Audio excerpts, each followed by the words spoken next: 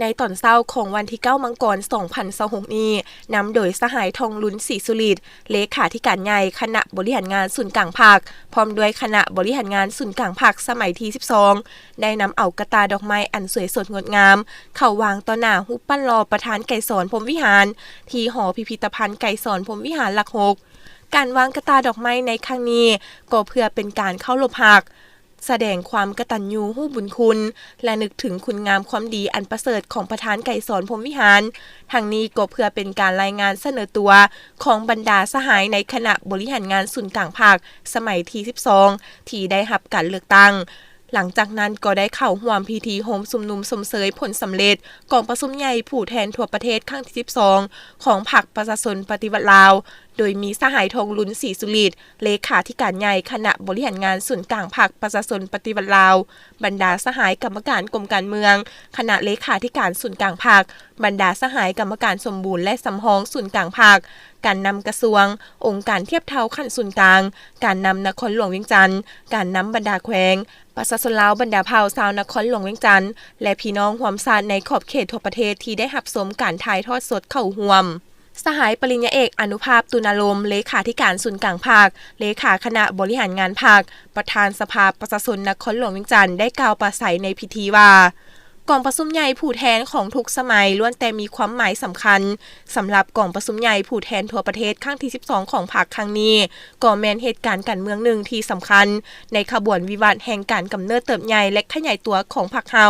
ตลอดระยะ70ปีผ่านมา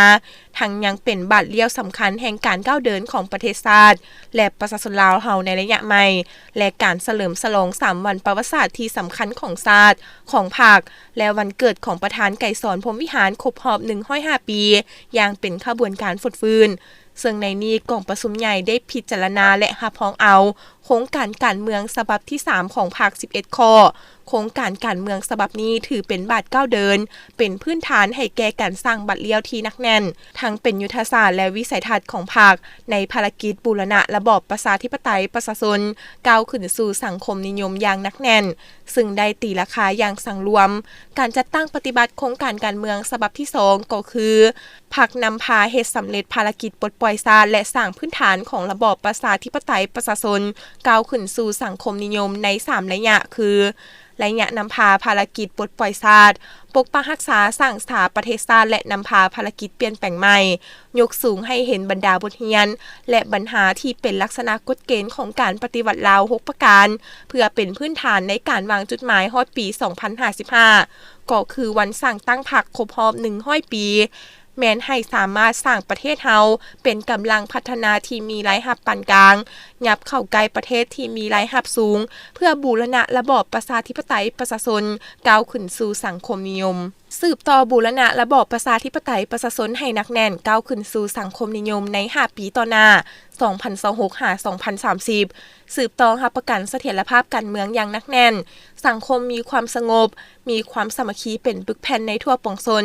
เอกราชอำนาจธิปไตยได้รับการปกปักรักษาไว้อย่างมั่นคงประเทศชาติหลุดพ้นออกจากสถานภาพประเทศด้อยพัฒนาระบบการเมืองได้รับการปรับปรุงให้ปลอดภัยเข้มแข็งนักแน่น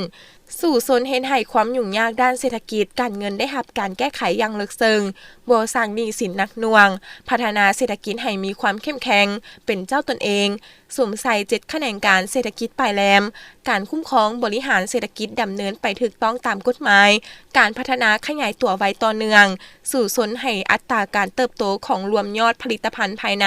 GDP ให้เพิ่มขึ้นเฉลี่ย6%ต่อปีขึ้นไปย้อนพรรคเฮาบ่เพียงแต่วางแนวทางการเมืองอย่างถูกต้องหากยังได้ซี้บอกถึงความสามารถนำพาซี้นำในการจัดตั้งปฏิบัติแนวทางแผนนโยบายด้วยการประสานสมทบกลมเกี่ยวระหว่างการพัฒนาเศรษฐกิจสังคมและการต่างประเทศซึ่งได้สร้างสภาพแวดล้อมที่เอื้ออำนวยให้แก่การทำมาหากินของประชาชนลาวบรรดาเผ่าสร้างความเชื่อมั่นให้นักลงทุนผู้ประกอบการทางภายในและต่างประเทศรับประกันให้การจัดตั้งปฏิบัติแนวทางเปลี่ยนแปลงใหม่ก็คือการเชื่อมโยงกับภาคพื้นและสากลได้อย่างเป็นเจ้าการติดพันกับเวียกงานป้องกันชาติป้องกันความสงบ